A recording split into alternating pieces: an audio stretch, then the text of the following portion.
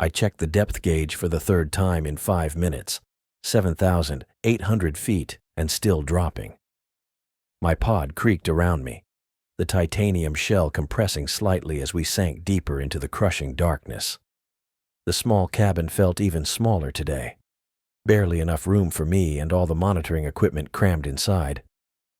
Nash, your descent rate looks good. ETA to target depth is 4 minutes. Nora's voice crackled through the comms, calm and measured as always. Copy that, I replied, adjusting the thruster controls. How's the weather up there? Blue skies, much nicer than your office today. I smiled despite the pressure in my ears. Nora had been my surface operator for almost 3 years now, longer than most lasted in the high-stress role of babysitting deep-sea engineers like me. We'd developed a shorthand that made these dives smoother. The external lights of my pod cut through the blackness, illuminating nothing but empty water. At this depth, sunlight was a distant memory. My world had shrunk to what my artificial lights could reveal, a sphere of visibility maybe 30 feet in diameter, beyond which existed only darkness and pressure that would crush a human body instantly. The pipeline appeared below me, a massive black snake stretching across the ocean floor. Transocean's pride and joy. 3 feet of reinforced composite materials designed to carry natural gas from offshore fields to the mainland. My job was simple. Find the reported crack, seal it, and get back to the surface. I'd done this exact repair 14 times before.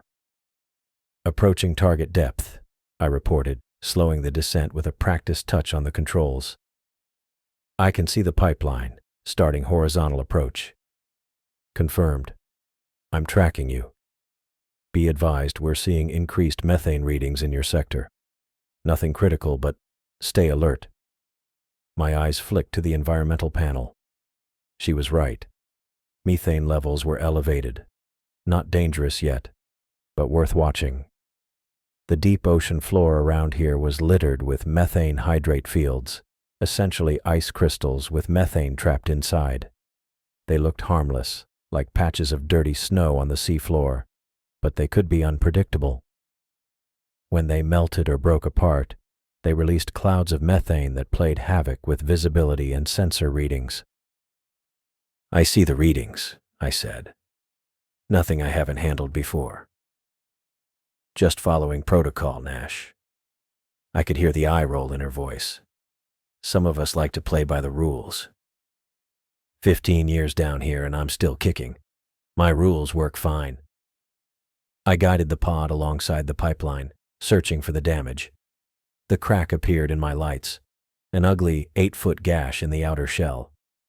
Not catastrophic yet, but it would be if left unrepaired. I positioned myself precisely, lining up with the damaged section. I've got eyes on the target. Looks like a standard stress fracture, probably from last month's seismic activity. Prepping mechanical arms now.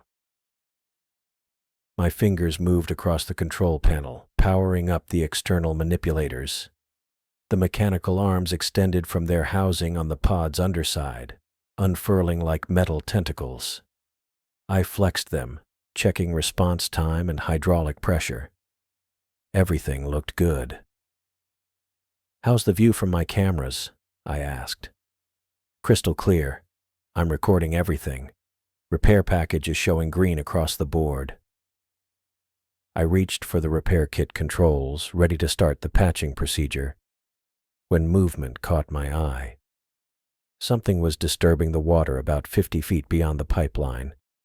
A cloud of sediment and what looked like methane bubbles billowed upward. But something about it seemed wrong. Methane typically rose straight up, following the path of least resistance toward the surface. This cloud was moving laterally, against the current. I frowned, squinting through the viewport. Nora, are you seeing this? There's some strange current activity near the eastern hydrate field. I see it. Sonar's not giving me much. Could be a thermal vent activation. No, thermal vents don't move like that. This is I trailed off, unable to explain what I was seeing.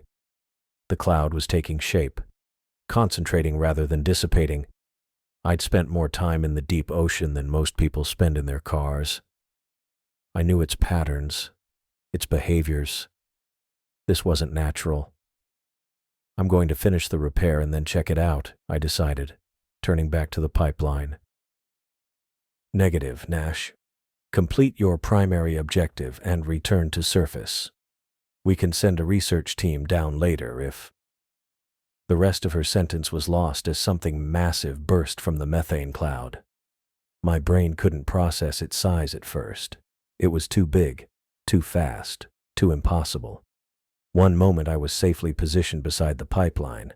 The next my pod was spinning wildly, emergency alarms blaring as something slammed into us with incredible force. My head cracked against the control panel. Stars exploded across my vision. The pod stabilized after a few seconds, but warning lights flashed everywhere. Hull integrity compromised. Primary power fluctuating. External arm 1 non-responsive. Nash. Nash, report. Nora's voice had lost all its professional calm. I blinked blood from my eyes, trying to focus. Something hit us. Big. Really big. What was it? A submarine? Debris? No. My voice sounded strange even to me. It was alive. The thing circled back, moving with impossible grace for its size. For just a moment it passed directly in front of my viewport, and I saw it clearly in my lights. A serpentine body at least 60 feet long, tapered head with a jaw that seemed to split halfway down its length, filled with conical teeth like massive spikes. Its skin was a mottled gray-blue, with fins along its sides, and a powerful tail propelling it through the water. Then it vanished back into the methane haze, leaving me staring into empty darkness. Nash, what do you mean alive? There's nothing that size in your sector. My training kicked in despite my shock. I started emergency protocols, rerouting power and assessing damage. Hull breach is minimal. I'm sealing Section 3. We can still complete the mission. Forget the mission. You need to surface now. I ignored her, mind racing. What I'd seen was impossible. It couldn't exist. Not here, not now. Yet I knew exactly what it resembled. I'd seen the fossils in museums, read about them in university before I dropped out to work the rigs. Nora. I just saw a basilosaurus, I said, my voice steadier than I felt. A what? Basilosaurus, prehistoric whale species, apex predator of the ancient oceans. I swallowed hard, tasting copper. Extinct for 30 million years. The comms went silent for several seconds. When Nora spoke again, her voice was carefully controlled.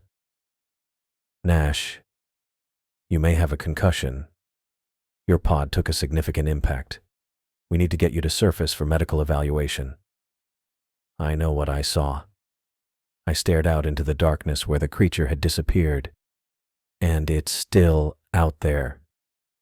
I hit the emergency diagnostic panel as the pod stabilized from the impact. Red warning lights bathed the cramped cabin in an eerie glow, making the readouts harder to interpret. The system took 5 seconds to respond. 5 seconds too long when you're trapped in a metal box almost 8,000 feet underwater.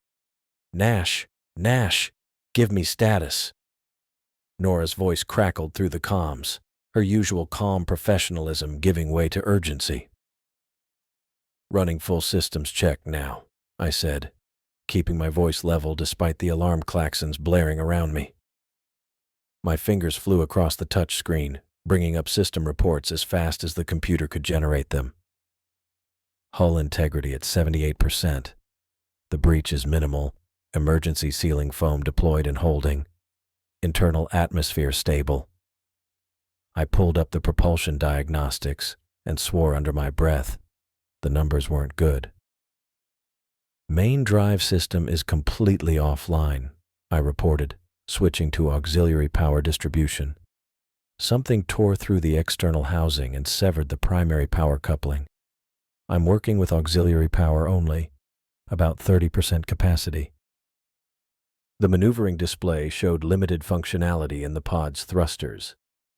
I tested them with a quick command, feeling the slight shudder as the remaining operational jets fired weakly. I've got minimal thrust control. Maybe enough to maintain position, but nowhere near enough to start an ascent. Nora went quiet for a moment. Never a good sign. In the silence, I heard the soft pinging of the depth sounder, a regular reminder of how much water pressed down on my tiny bubble of air. Nash, I'm looking at your telemetry, she finally said. Your main propulsion coupling is completely severed. We're getting damage readings from multiple external systems. What exactly hit you? I told you. It was a basilosaurus, a prehistoric whale that's supposed to be extinct for 30 million years. I knew how it sounded, but I'd seen it with my own eyes. At least 60 feet long, maybe more. Gray-blue coloration. Conical teeth. That's not possible. The doubt in her voice was clear, but I didn't have time to convince her. Yeah, well, tell that to whatever just rammed my pod. I continued working through the diagnostics. External lights at 50%. One of the cameras is dead. Life support systems intact, thankfully. I switched to the repair systems interface, and my stomach dropped. Mechanical arm 1 is operational. Arm 2 is showing severe damage to the hydraulic system. That would make completing the pipeline repair nearly impossible, and right now that was the least of my problems. Nash, I'm talking to Henry right now. We're organizing a rescue submersible to reach your position. That's what I wanted to hear. Good. How soon can they get here? The pause lasted too long. Nora, how long? We're looking at 18 hours minimum. The words hit me like a physical blow. 18 hours. Nearly a full day trapped in a crippled pod with limited power and whatever that thing was still out there. That's the absolute fastest we can get the deep-sea rescue unit mobilized and down to your depth, she added, her voice tight.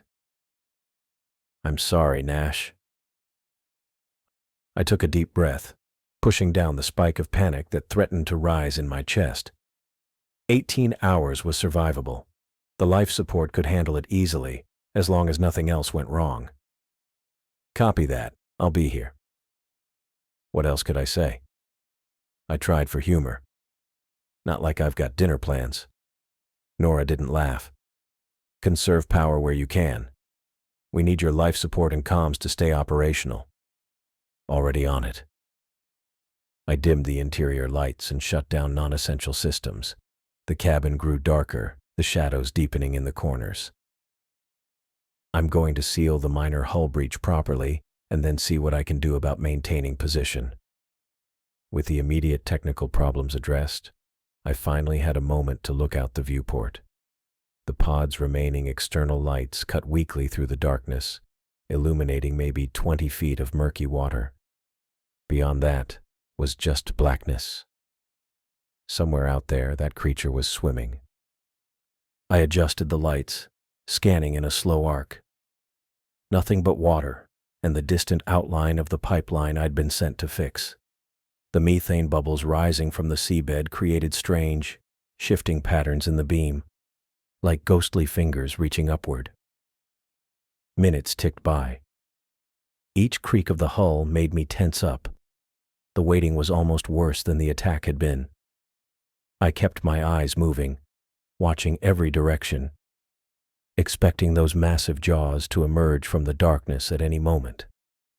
The external temperature gauge showed a slight fluctuation, a current change perhaps, or something large moving nearby. I focused the remaining camera on that sector, seeing nothing but disturbed sediment. Then I saw it. The creature glided into view about 30 feet away, moving with an eerie grace that belied its massive size. The Basilosaurus, Its elongated body undulated through the water with barely a flick of its powerful tail. In the pod's lights, I could make out more details than during our first encounter. The tapered head with its mouth slightly open, revealing rows of conical teeth. Its dark eyes reflected the light as it turned toward me. Those eyes, they didn't look like the mindless stare of a fish, or even the intelligent gaze of a modern whale. There was something calculating in them, something that made my skin crawl. The creature circled the pod slowly, as if taking measure of me and my damaged shelter. "Nora," I said quietly, as if it might hear me through the hull. "It's back." "The creature?" Her voice was skeptical but concerned. "Yes, it's circling the pod, moving slowly, deliberately." I tracked its movement as it completed a circuit around me. "It's studying me." "That doesn't make sense. No marine predator behaves." "I know what I'm seeing." I cut her off, watching as the Basilosaurus completed another circuit, slightly closer this time. "It's not acting like a normal animal. It's assessing." The creature suddenly veered away, disappearing into the methane clouds that drifted up from the seabed. I lost sight of it completely. "It's gone into the methane field," I reported. "I can't see." The pod rocked violently as something slammed into it from behind, throwing me against the control panel. Warning alarms screamed as new damage reports flooded the screen. "We're hit again," I yelled, scrambling to check systems. It came out of nowhere. The attack had been precisely targeted, not at the hull, but at the external equipment housing mounted on the pod's rear section. Through the remaining camera, I caught a glimpse of the Basilosaurus tearing at the metal with those powerful teeth, focusing on the exposed mechanical arm. "It's going after the equipment arm." I watched in horror as the creature bit down on the hydraulic assembly and wrenched. Metal twisted and fluid sprayed into the water. With one powerful shake of its massive head, the Basilosaurus tore the mechanical arm clean away from the pod. The control panel lit up with new warnings. The arm had been completely severed, leaving exposed wiring and hydraulic lines that sparked and leaked into the ocean. I worked frantically to shut down power to the damaged section before it could cause a cascading system failure. "Nash, what's happening?" "Your telemetry is going crazy." Nora's voice had an edge of panic. "It tore off the entire mechanical arm," I said, still processing what I'd just witnessed. "Just ripped it right off the mount." I stabilized the remaining systems and checked the hull integrity. Still holding, but another direct hit could change that in an instant. The pod groaned around me as it adjusted to the new damage. "That's not normal predatory behavior," I said, more to myself than to Nora. "It didn't just ram me randomly. It targeted the external equipment. It went straight for a vulnerable point." "That's impossible," Nora replied. "No marine animal could." "I know what I saw." I cut in, watching the readouts from the remaining sensors. The first hit was to the propulsion system. This one took out my repair capability. It's not attacking out of curiosity or territoriality. The implications chilled me more than the cold ocean outside. I scanned the water again, trying to spot where the creature had gone. The methane bubbles continued to rise from the sea floor, creating shifting curtains of obscured visibility all around the pod. "It retreated back into the methane cloud," I reported, tracking a disturbance in the sediment about 40 feet away. "It's using the methane for cover." The realization hit me with sudden clarity. This thing is hunting me, Nora. Methodically. Taking out my systems one by one. Nash, you're not making sense. Even the most intelligent marine predators don't. "This isn't a normal predator," I insisted, eyes fixed on the swirling methane clouds. "Look at the pattern." First strike took out my propulsion, making sure I couldn't escape. Second strike removed my ability to make repairs or defend myself with the mechanical arms. It's not random. I watched as a shadow moved within the methane haze, barely visible at the edge of my light's reach. The Basilosaurus was circling again, staying just out of clear view. Waiting. It's playing with me, I said quietly. Like a cat with a mouse. The creature made another pass, slightly closer this time, its massive body briefly illuminated before slipping back into the cloudy water. I could have sworn those dark eyes fixed directly on mine for a moment. I've got 18 hours until rescue, I said, my voice steadier than I felt. And this thing knows exactly how to tear my pod apart. The Basilosaurus disappeared completely into the methane field again. The water became still, deceptively peaceful. But I knew better now. It wasn't gone. It was waiting for the perfect moment to strike again, using the methane clouds as cover for its next calculated attack. I was being hunted by a creature that shouldn't exist, one that seemed to understand exactly how to dismantle my only protection piece by piece, and I had 18 long hours to survive. 3 hours passed, with the same pattern. Wait. Attack. Damage assessment. Repeat. I tracked the Basilosaurus on my remaining functional camera whenever possible, but the creature had developed a strategy, appearing from the methane clouds, striking a vulnerable part of my pod, then vanishing back into the murky depths. Each time it targeted something different. Each time my situation got worse. Nash, what's your status? Nora's voice came through with more static than before. The communication system was deteriorating along with everything else. Still alive, I said, keeping my eyes fixed on the viewport. For now. I'd managed to patch the hull breach with emergency sealant, but that was just one problem solved among dozens.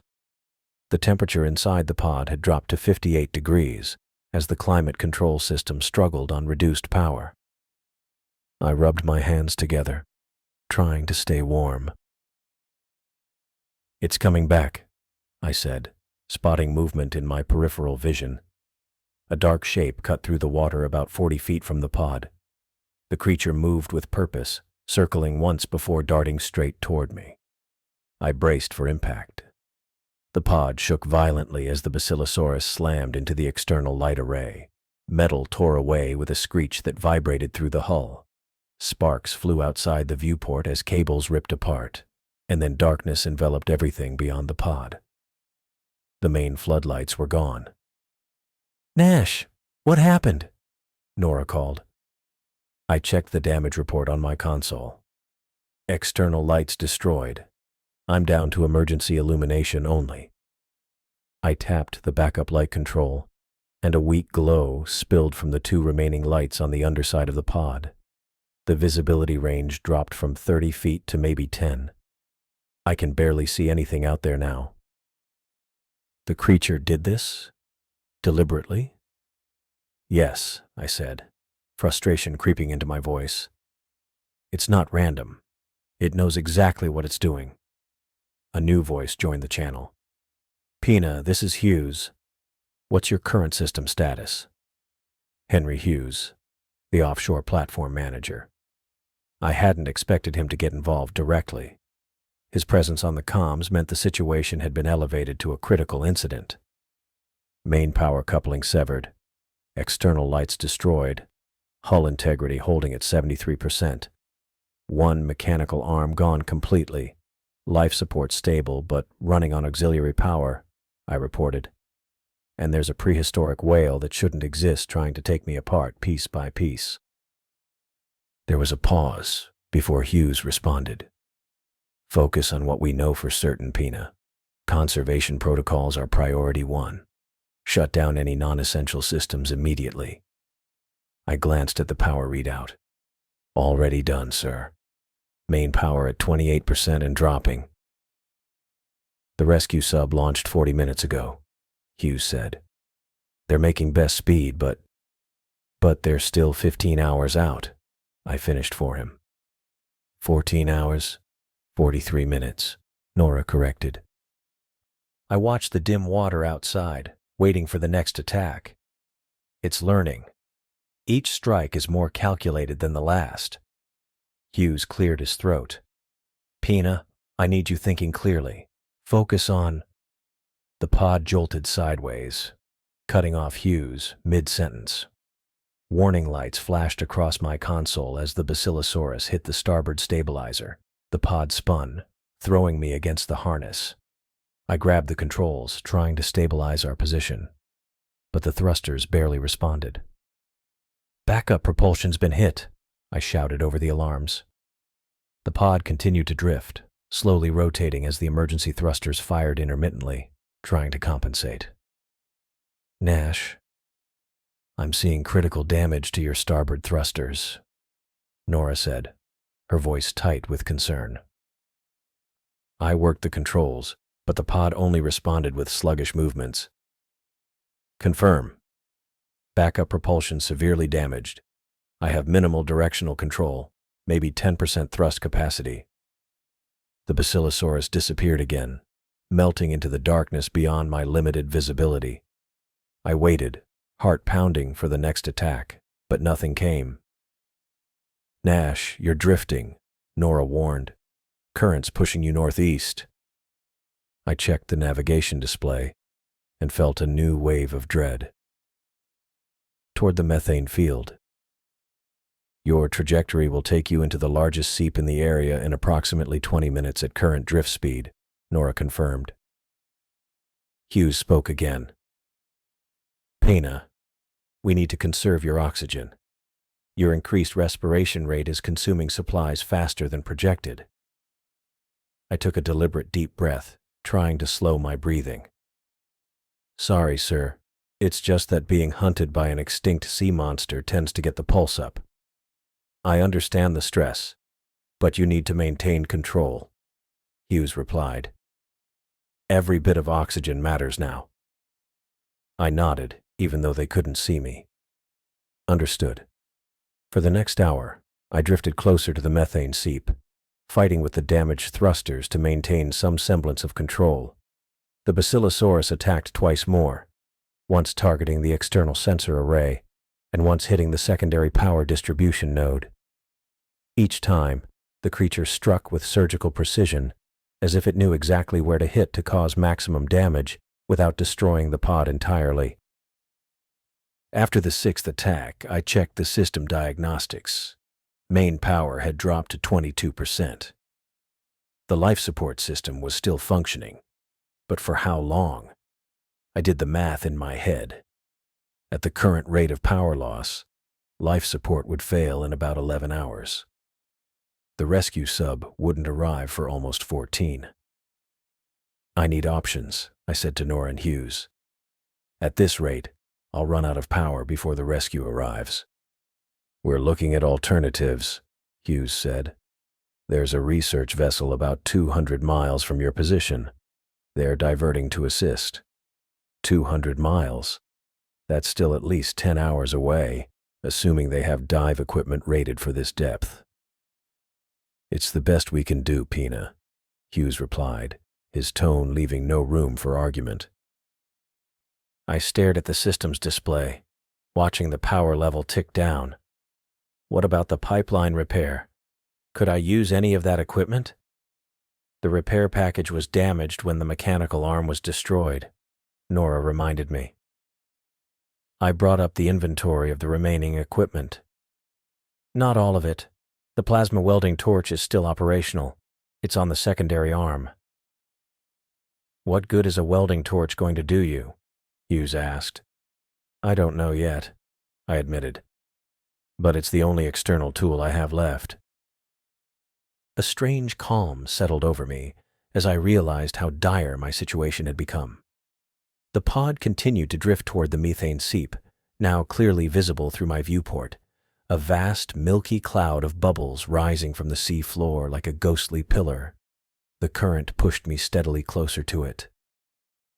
Nash, Nora said softly, your oxygen levels are at 63%. That gives you about 10 hours at your current consumption rate. I checked the power levels again, Main power down to 20%. Life support will fail before I run out of oxygen. Hughes spoke up. We're looking at all options, Pina. Just hold tight. The minutes stretched into another hour.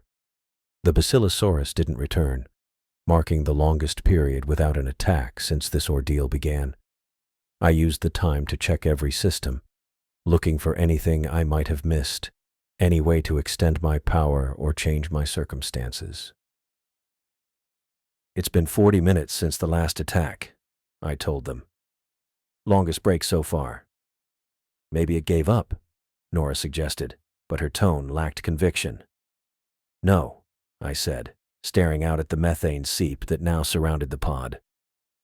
The milky, bubbling cloud engulfed me, reducing visibility to almost nothing.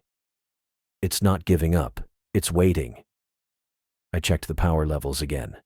Main power, 17%. I ran the calculations one more time, hoping for a different result. There wasn't enough to keep life support running until rescue arrived. Nash? Nora called. What are you thinking? I studied the vast methane seep around me, watching the ghostly bubbles rise past the viewport. The current had carried me right into the heart of it. Through the murk, I could make out the seafloor below, a vast expanse of disturbed sediment where methane gas escaped from beneath the ocean floor. Then I saw it, a shadow moving within the milky cloud.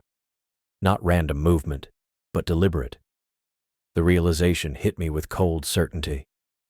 It's in here with me, I said quietly. In the methane cloud. I can see it moving.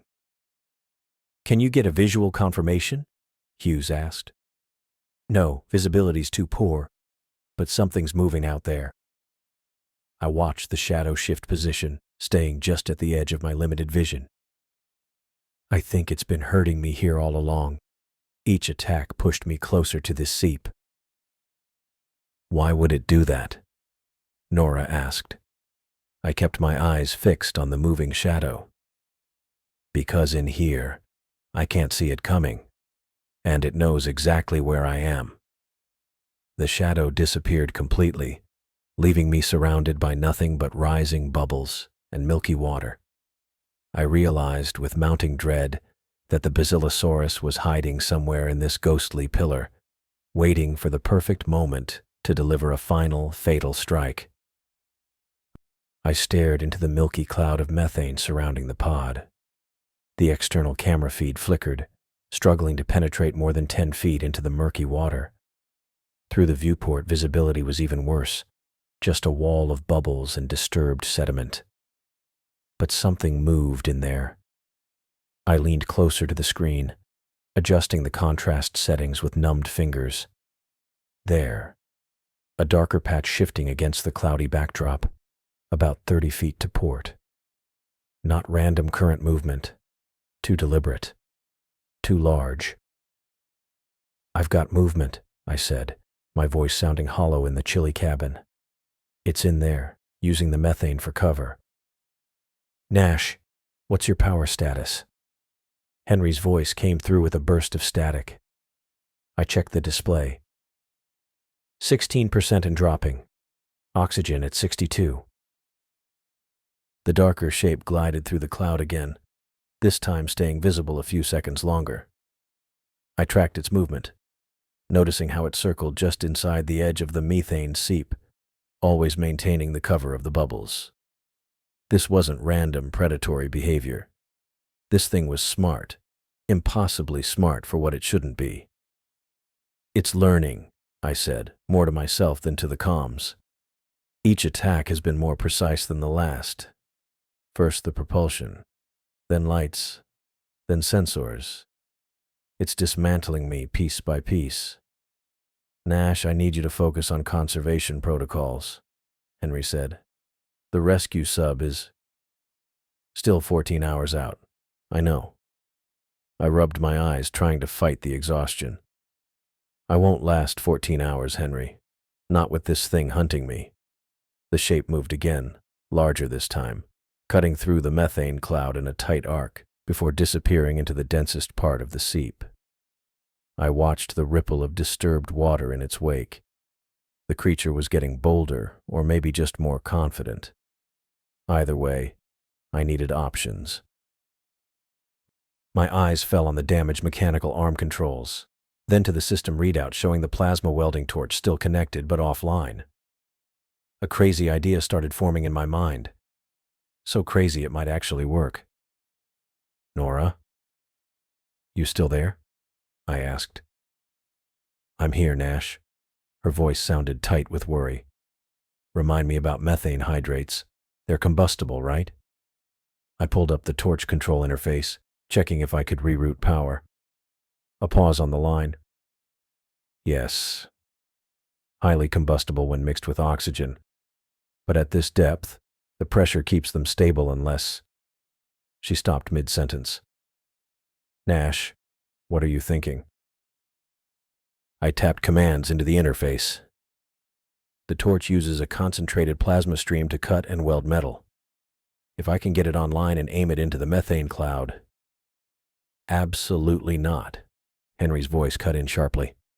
"Do you have any idea what that could do? Those methane hydrates are part of a massive field. One spark could trigger a chain reaction through the entire area." I watched the system diagnostic run on the torch controls. It showed the power coupling damaged, but not severed. With a bypass, I might get one good burst. "That's what I'm counting on," I said. "A reaction big enough to take out whatever's hunting me. Nash, listen to me." Nora's voice had an edge of panic now. "The pressure wave from that kind of ignition could rupture your hull completely. Even if it doesn't, the temperature spike alone could—" "I'm aware of the risks." I continued working on the bypass, rerouting auxiliary power. "But I'm out of options here. This thing has taken out most of my systems. It's only a matter of time before it breaches the hull." On the external camera feed, I caught movement again, larger this time. The Basilosaurus was circling closer. "Henry, what happens if I ignite a concentrated area of the seep? Would the shockwave have a directional component?" Henry was quiet for a moment. When he spoke, his tone had changed from outright rejection to reluctant consideration. "Theoretically, yes. Like any explosion, the energy would propagate outward from the ignition point. But Nash, we're talking about forces we can't accurately predict." "I only need enough force to push me clear of the seep," I said, finishing the power bypass. The torch control panel lit up, showing 37% capacity.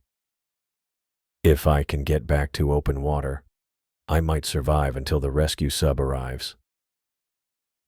The pod trembled slightly as something brushed against the outer hull. Not a direct hit, more like the creature testing for weaknesses. A warning light flashed on the environmental control panel. "It's coming back," I said, feeling a cold knot form in my stomach. "I need to do this now." "Nash, wait," Nora started. "Let me explain my plan first," I interrupted, eyes fixed on the swirling methane outside. "I'm going to aim the torch away from my position, but within the densest part of the seep where I last saw it. The ignition should create enough distraction for me to target the creature directly." My fingers flew over the controls, priming the torch system. The power drain immediately registered on the main display, dropping from 16 to 14%. "Once I confirm the Basilosaurus is in position, I'll ignite the methane right where it's hiding. The combustion should either kill it outright or drive it away. The pressure wave should push my pod in the opposite direction, hopefully clear of the seep. The force could tear your pod apart," Henry said gravely. "The structural integrity is already compromised." "I know. But if I do nothing, I'm dead anyway." I calibrated the torch angle using the remaining camera feed. "The way I see it, this gives me maybe a 30% chance instead of 0. Henry's voice dropped lower, almost fatherly. "Nash, you're not thinking clearly. The oxygen deprivation might be affecting your judgment. If you can hold position and conserve power, the rescue team could. We both know they won't make it in time. I cut him off. My power will fail in less than 3 hours. Life support shortly after. This is my only shot, Henry. The external camera suddenly captured a massive shape moving through the methane cloud. Much closer now, perhaps 20 feet from the pod. I could make out the tapered head, the powerful tail propelling it through the water with frightening grace. It's here, I said, finger hovering over the torch ignition. I need to act now. The Basilosaurus turned sharply, its massive body coiling as it prepared to launch another attack.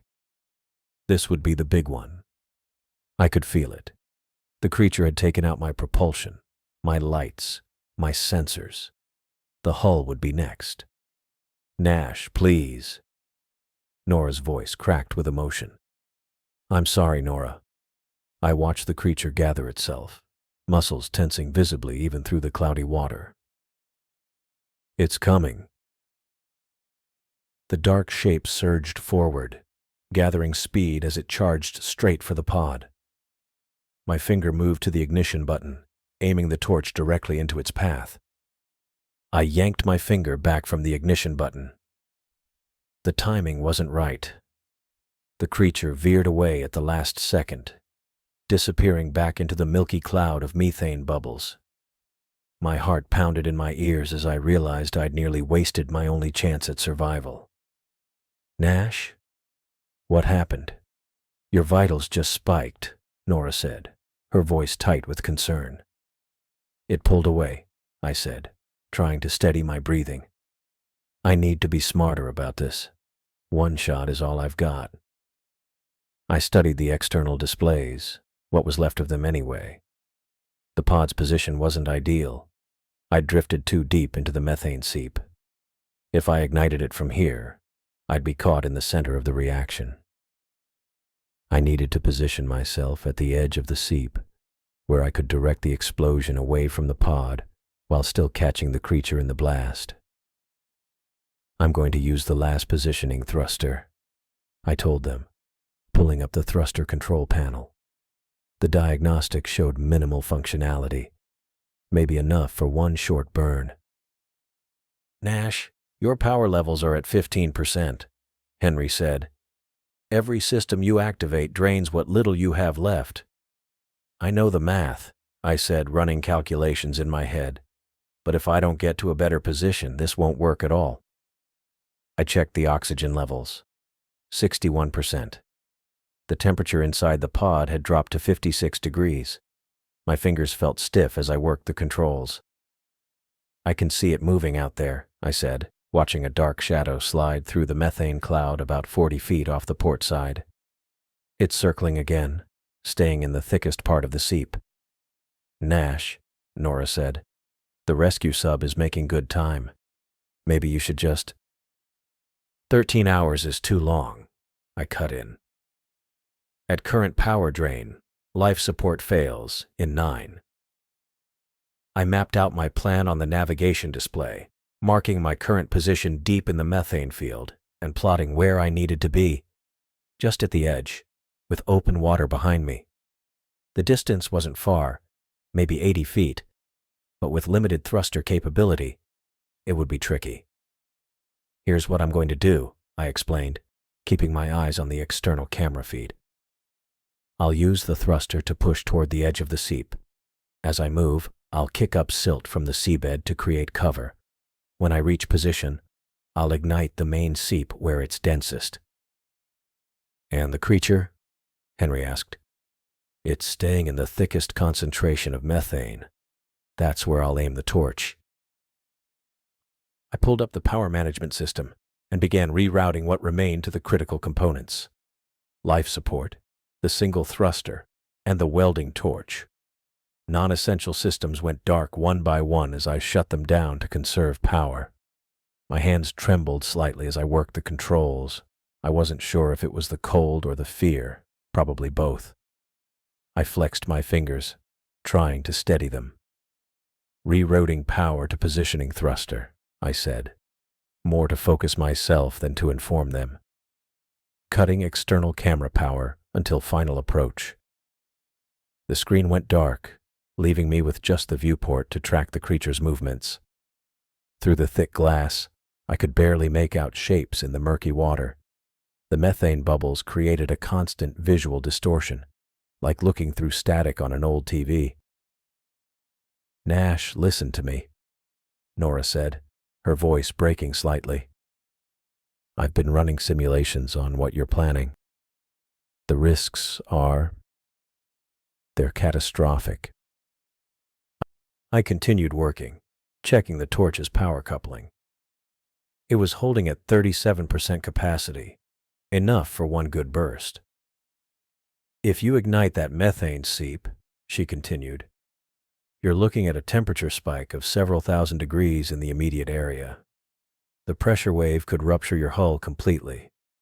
Even if you're at the edge of the seep, the reaction could still—" "I know," I said quietly. "But what's my alternative? Sit here until power fails and life support shuts down, or wait for our friend out there to tear the pod apart? The rescue sub won't make it in time. We both know that." There was a long pause on the comms. "There has to be another way," she said finally. "I'm open to suggestions," I replied, but we both knew there weren't any better options. I finished the power routing and looked up at the main display. 14% power remaining. Life support stable for now. Thruster ready for a 10-second burn. Thruster activation in 3, 2, 1. I hit the control and the pod shuddered as the single remaining thruster fired. The movement was sluggish, but I began to drift toward the edge of the methane field. As planned, the thruster's exhaust stirred up the sediment below, creating a cloud of silt that provided some cover. "Moving to position," I reported. 8% power after thruster burn. Through the viewport, I could see the methane bubbles thinning as I approached the edge of the seep. I reactivated the external camera, needing a better view for the final approach. The screen flickered to life, showing the murky water ahead clearing slightly. "I see the edge of the seep," I said, "about 30 feet ahead." Then I spotted movement on the camera feed, a massive shadow cutting through the methane cloud behind me. The Basilosaurus had noticed my movement. "It's following me," I said, my voice tense. "Moving faster now."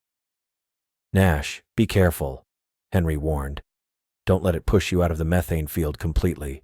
You need to stay close enough for your plan to work." "I know," I said, watching the creature's shadow grow larger on the screen as it closed the distance. The pod drifted to a stop as the thruster's brief burn ended. I checked my position, about 20 feet from the edge of the seep, with the densest concentration of methane behind me. It was as good as I was going to get. "Final position reached," I reported, powering up the welding torch. I redirected the remaining power to the torch system, watching as the control panel lit up. The power coupling held steady at 37%. I carefully adjusted the torch angle, aiming it toward the heart of the methane seep where I'd last seen the creature. "Nash," Nora said, her voice quieter now, almost resigned. "The reaction you're about to cause, the math doesn't look good. Even at the edge of the seep, you'll be exposed to temperatures that could melt the pod's outer shell. And if the pressure wave hits you directly—" "I know the risks," I said, cutting her off gently. "But without action, I'm dead anyway." I made the final adjustments to the torch angle and checked the ignition system one last time. "Power at 7%, I reported. "Torch ready." On the camera feed, I saw the Basilosaurus emerge partially from the methane cloud. It moved differently now, its sleek body twisting in unusual patterns. It seemed agitated, as if it sensed something was wrong. "It knows," I whispered, watching the creature's movements grow more erratic. It knows I'm up to something. The prehistoric predator circled just inside the methane cloud, its massive form occasionally breaking through the milky veil. Its movements became increasingly frantic, darting back and forth through the seep. I think it can sense the electrical activity from the torch, I said. It's getting more aggressive. The creature suddenly turned sharply, its body tensing in the way I'd come to recognize just before an attack. I could see its outline clearly now through the thinning methane, 60 feet of prehistoric power preparing to charge. It's coming, I said, my finger hovering over the ignition button.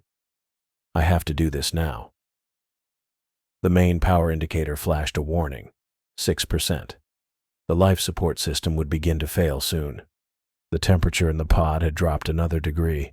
The Basilosaurus moved again, turning directly toward me, its outline growing more distinct as it prepared to attack. I knew my time had run out. I had to act before the creature struck again, or before my failing systems gave out completely. I pressed the ignition button. Nothing happened for a split second, just long enough for doubt to creep in. Had the system failed? Then the torch flared to life with a bright pulse of superheated plasma that shot out from the pod's damaged arm. The tiny blue-white flame looked almost pitiful against the vast darkness of the ocean and the swirling methane bubbles. Torch activated, I said, my voice tight as I watched through the viewport. The flame met the edge of the methane cloud. For another moment, nothing. Then a flash of light erupted as the first pocket of gas caught fire. It wasn't the massive explosion I'd expected, just a brief flare that quickly died out. My stomach dropped. It's not, I started to say. The ocean lit up. What began as a single point of light spread outward in a rapidly expanding sphere of orange-yellow fire. The methane seep ignited in a chain reaction that moved faster than I could track, each pocket of hydrates feeding the next. The water itself seemed to boil and twist as the pressure wave began building. Through the chaos, I caught sight of the Basilosaurus. Its massive body was outlined against the growing inferno, thrashing violently as the flames reached it. For a heartbeat, I saw its silhouette, 60 feet of prehistoric predator caught in a trap of my making. Then the creature disappeared as the explosion engulfed it completely. Nash, what's happening? Nora's voice came through the comms, panic evident. I didn't have time to answer. The reaction had grown far beyond what I'd calculated, the chain of igniting hydrates spreading throughout the entire seep. I grabbed the harness straps and pulled them tight against my chest, bracing for impact. Brace for shockwave, I managed to say before the force hit. It slammed into the pod like a freight train. The entire structure shuddered and groaned as metal twisted against metal. I was thrown forward against my harness, the straps cutting into my shoulders and chest. The pod spun wildly, tumbling through the water with no control. My head snapped back, then forward, my teeth clicking together painfully as I was tossed around despite the restraints. Every system in the pod went haywire at once. Alarms blared from all directions, hull integrity warnings, power failure alerts, oxygen system malfunctions. Red emergency lights flashed, casting the cabin in a strobing crimson glow that made it hard to focus on any one thing. The main console sparked and went dark, then flickered back to life, showing critical failures across all systems. Pod structure compromised, the automated system announced in its flat voice. Emergency protocols activated. I tried to check the status displays, but the pod continued to tumble. My vision blurred as I was thrown sideways, then up, then down again. Something warm trickled down my forehead, blood from where I'd hit my head on the control panel. I reached for the stabilization controls, but my hands wouldn't cooperate properly, and the panel was dark anyway. Through the viewport, I caught disjointed glimpses of the underwater inferno I'd created. The explosion had expanded far beyond the methane seep, igniting other pockets of hydrates in a domino effect that lit up the deep ocean like daylight. Bubbles and debris rushed past as the pod was hurled away from the blast zone. A secondary explosion sent another shock wave rippling through the water. This one hit the pod from below, sending it into a vertical spin. I felt the G-forces pulling at me, threatening to tear me from the harness despite how tightly I'd secured it. My vision started to narrow, dark spots appearing at the edges. "Nash, do you copy? Nash." Henry's voice seemed to come from very far away. I tried to respond but couldn't form the words. The pod creaked and groaned around me as the pressure differential threatened to crush it. Then I heard the sound I'd been dreading. A sharp crack from the viewport. A thin line appeared in the reinforced glass, then another. The crack spread outward like a spider's web, but somehow held against the immense pressure. The emergency systems kicked in, spraying sealant foam around the edges of the viewport where it met the metal frame. The white substance expanded on contact with water, creating a temporary barrier. It wouldn't hold forever, but it might buy me some time. "Main power failure," the automated system announced. "Switching to emergency backup." The lights flickered again, then stabilized at a dim glow. The pod's tumbling began to slow as the water resistance worked against our momentum. My head pounded, and I tasted blood where I'd bitten my cheek during the violent motion. I tried to focus on the external cameras, but only one was still functioning, showing a murky view of swirling debris and the distant glow of still-burning methane. There was no sign of the Basilosaurus. Either it had been killed in the blast, or thrown clear like my pod, but given its position at the center of the explosion, survival seemed unlikely. The pod continued to drift, now moving with the ocean current rather than the force of the explosion. I checked the depth gauge, 6,300 feet. The blast had pushed us upward nearly 2,500 feet from our previous position. Under normal circumstances, that would be good news. But with the pod in its current state, a rapid ascent could be just as dangerous as staying put. I reached for the comms button, my movements sluggish. "Nora." "Henry." "Can you hear me?" Static answered. The communication system was down. I was completely cut off from the surface. The tumbling had finally stopped, but the pod was still rotating slowly, giving me a disorienting view of the ocean around me. The distant glow of the methane fires was fading as they consumed their fuel. Soon, I would be in darkness again. I tried to check the life support readouts, but most of the displays were damaged. The ones that still worked showed oxygen at 49% and falling. Temperature inside the pod had dropped to 51 degrees. My teeth chattered as I tried to think through my options. The rescue sub was still at least 12 hours away. Without comms, they wouldn't know my new position. The emergency beacon was my only hope. If it was still working. I reached up to activate it, but my movements were becoming more uncoordinated. My vision blurred again, and the pain in my head intensified. I realized I might have a concussion from being thrown around during the explosion. With the last of my strength, I hit the beacon's activation switch. A small green light blinked on, indicating it was transmitting. Relief washed over me, but it was short-lived as another wave of dizziness hit. The pod gave another lurch as it was caught in an underwater current. The motion sent a spike of pain through my head, and the edges of my vision darkened further. I fought to stay conscious, knowing that I needed to monitor the pod's systems, to be ready if anything else failed. But the pull of unconsciousness was too strong.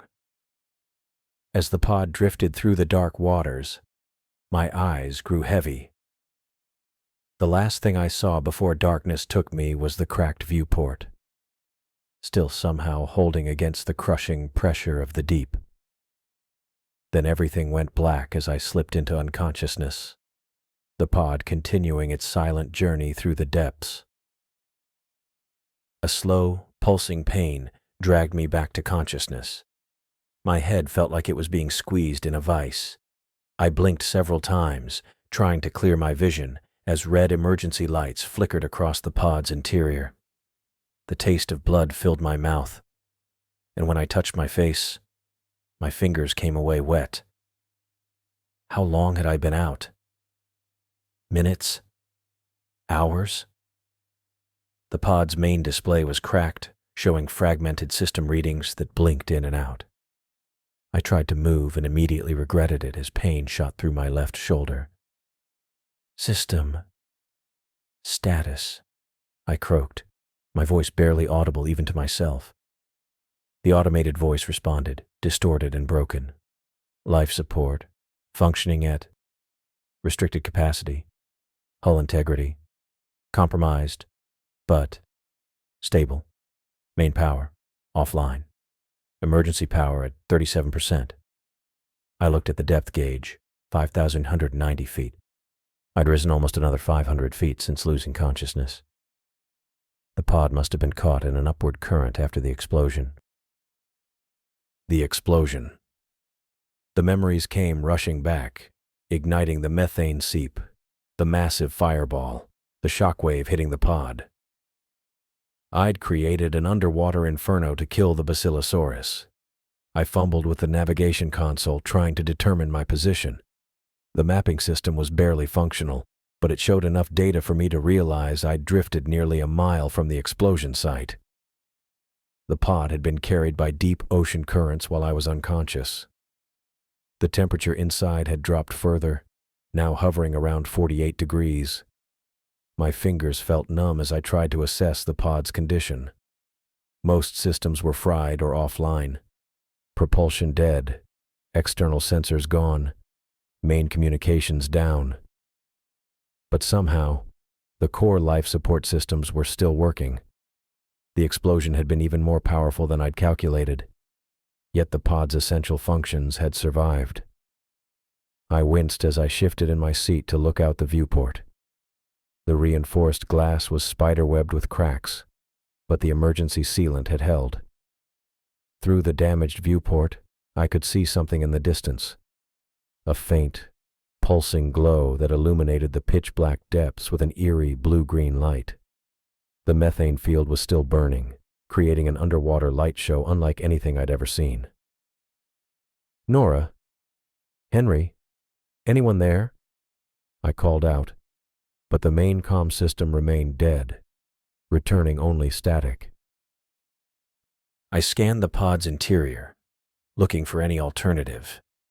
My gaze landed on the emergency kit secured to the wall. With painful movements, I unbuckled myself and floated across the small cabin. The kit was dented but intact. I pulled it open and found what I was looking for, the backup communicator, a self-contained unit designed for exactly this scenario. My hands shook as I activated it, watching the small power indicator light up. The unit was designed to operate on a different frequency than the main comms, with its own power supply and antenna. But with the pod's exterior so damaged, I wasn't sure if the signal would penetrate. I brought the communicator to my lips and pressed the transmit button. This is Nash Pina, Transocean Deep Sea Engineer, ID 47293. Pod severely damaged. If anyone can hear this, I'm alive. I released the button, listening to the static, hoping for a response. Nothing came.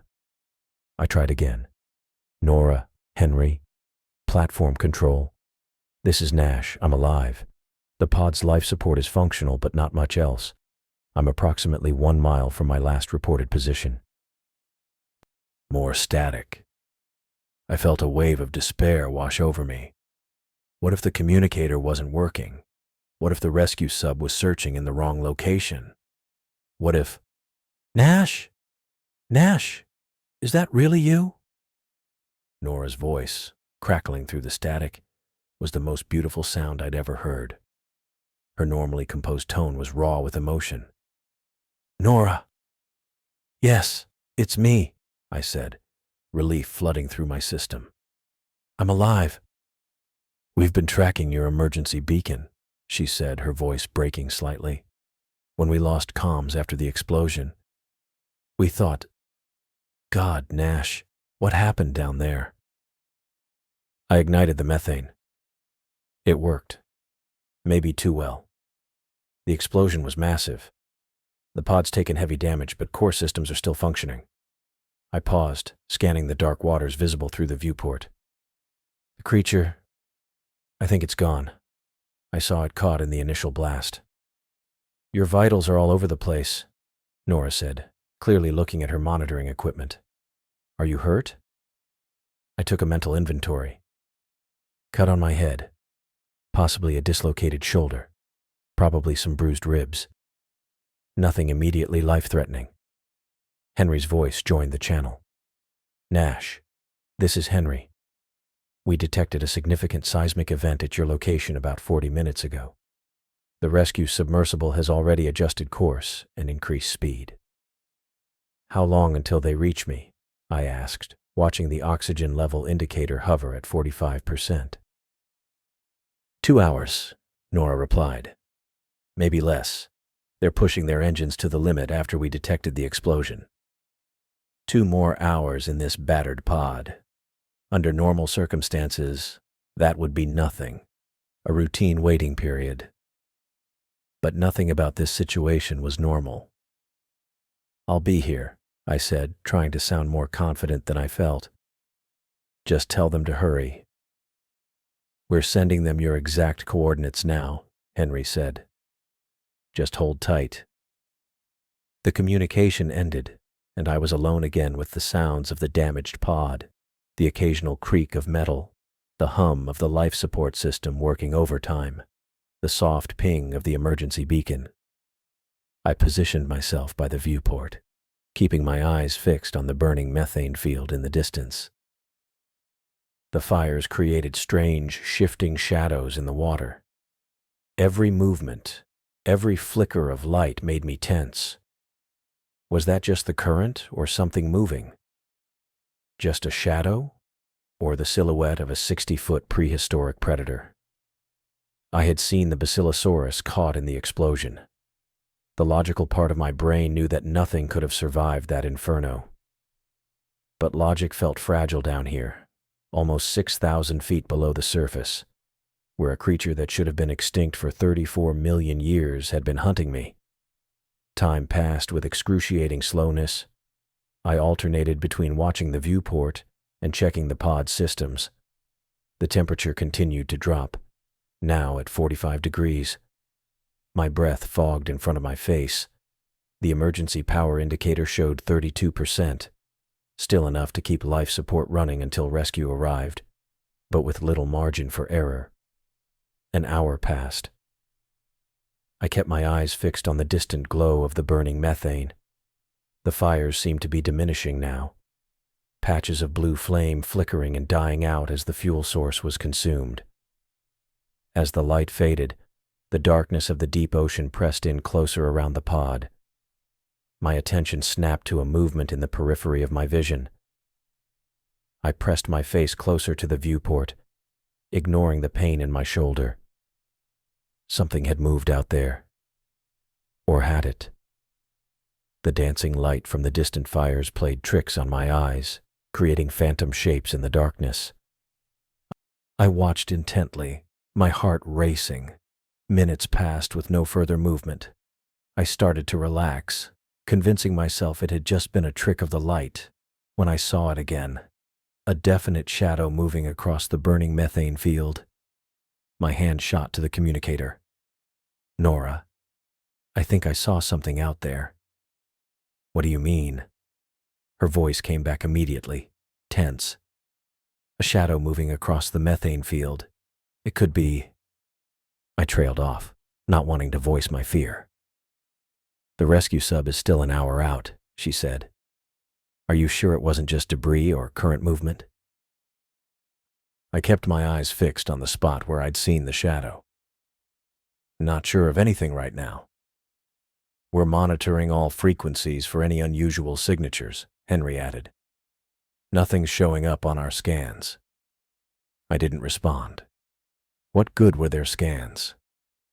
They hadn't detected the creature before. Why would they now? Another 30 minutes crawled by. I maintained my vigil, watching the waters outside the viewport with painful intensity. The burning methane field had dimmed further, now just a faint glow in the distance. The pod creaked as it continued to drift slowly in the current. My eyelids grew heavy. The combination of pain, cold, and stress was taking its toll. I pinched myself hard, forcing my eyes to stay open. I couldn't afford to lose consciousness again, not when I needed to stay alert for both the rescue sub and any sign of the Basilosaurus. Just as I felt my focus slipping, a new light appeared in the distance. Not the blue-green glow of the burning methane, but a steady white beam cutting through the darkness. I blinked, making sure I wasn't imagining it. "Nora," I said into the communicator, "I think I see lights." "That's them." The relief in her voice was palpable. "The rescue sub just reported visual contact with your pod." The beam of light grew stronger as the rescue sub approached, illuminating the water around my pod. I searched the newly lit area for any sign of the creature, but saw nothing except the blank canvas of dark water. As the rescue submersible drew closer, its powerful lights swept across my pod, revealing the full extent of the damage from the outside: twisted metal, torn equipment housings, the cracked viewport. But it was the most welcome sight I'd seen in hours. "They're going to dock with your emergency hatch," Nora explained. "Standard extraction protocol." I moved away from the viewport toward the emergency hatch, wincing at the pain in my shoulder. The rescue sub's lights now filled the pod's interior, driving back the shadows that had been my only companions since regaining consciousness. I heard the metallic sounds of the rescue sub positioning itself against my pod's emergency exit. For the first time since the Basilosaurus had first appeared, I allowed myself to believe I might actually make it back to the surface. I sat wrapped in a thermal blanket in the medical bay of the Transocean platform the next morning, still shivering despite the controlled temperature. My body felt like it had been tossed in a washing machine. Every muscle protested when I moved. The medical staff had patched me up after the rescue team brought me aboard last night, but the evidence of my ordeal remained in the form of bandages covering cuts across my forehead, arms, and torso from when my pod was thrown around during the explosion. The rescue itself was mostly a blur. I remembered the sub-docking with my damaged pod, the rush of relief when the hatch opened, and hands pulling me into safety. After that came fragments, being carried through corridors, voices asking me questions, bright lights in the medical bay, and finally blessed unconsciousness when they gave me something for the pain. Now, in the harsh fluorescent lighting of morning, everything hurt.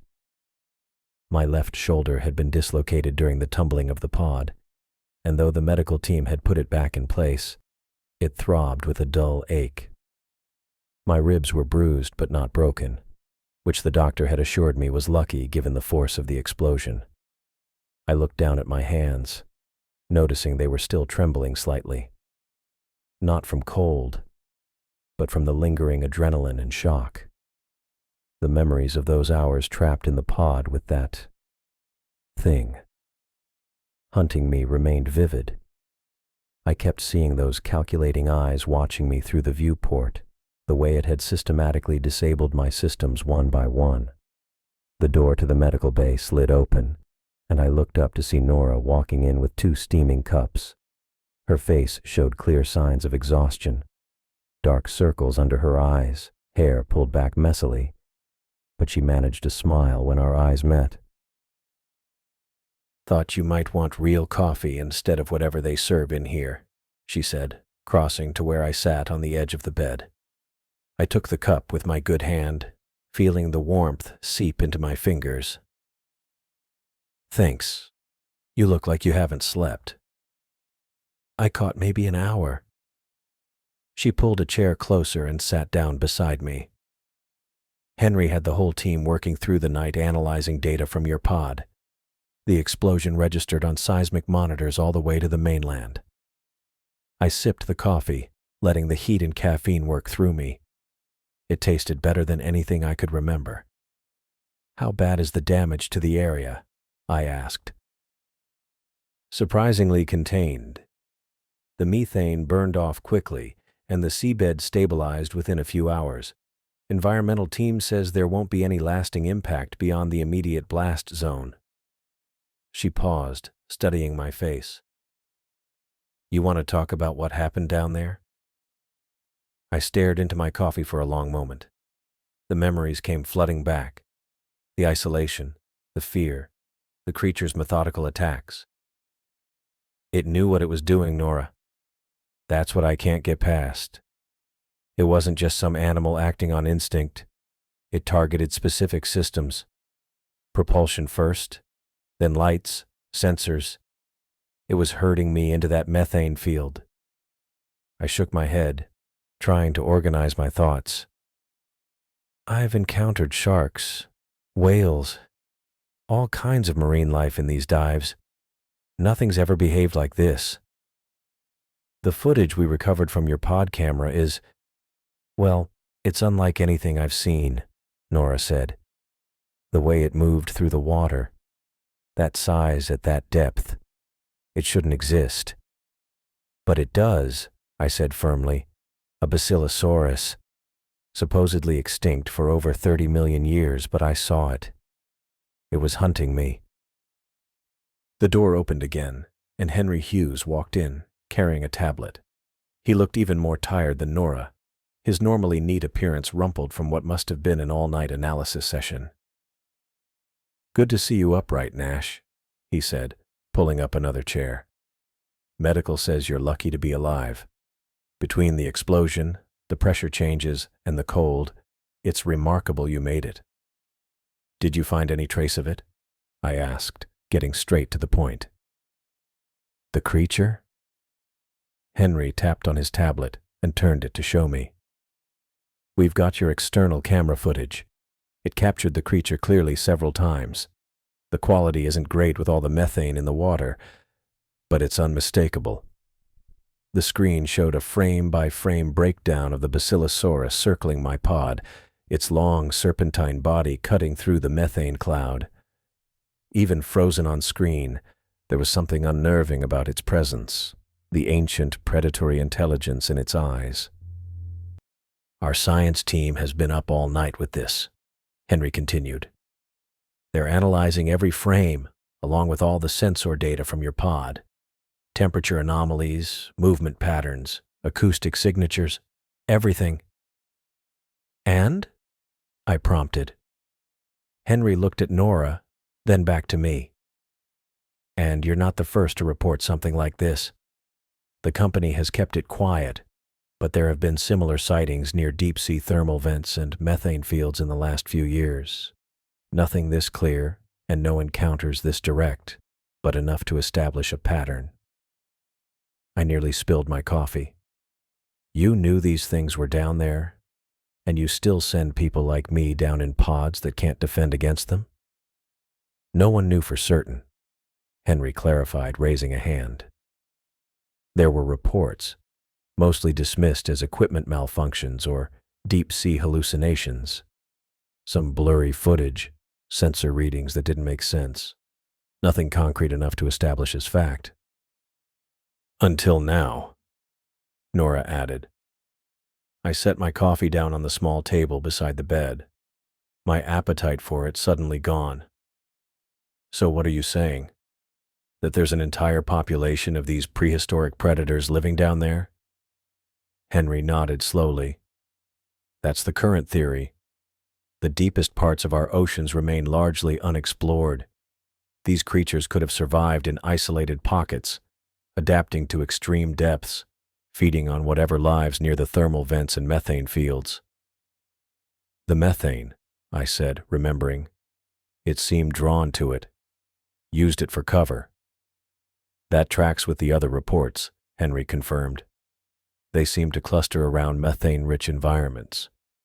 It might be part of their hunting strategy, or maybe they feed on organisms that thrive in those conditions." I rubbed my face with my good hand. trying to process this information. So what happens now?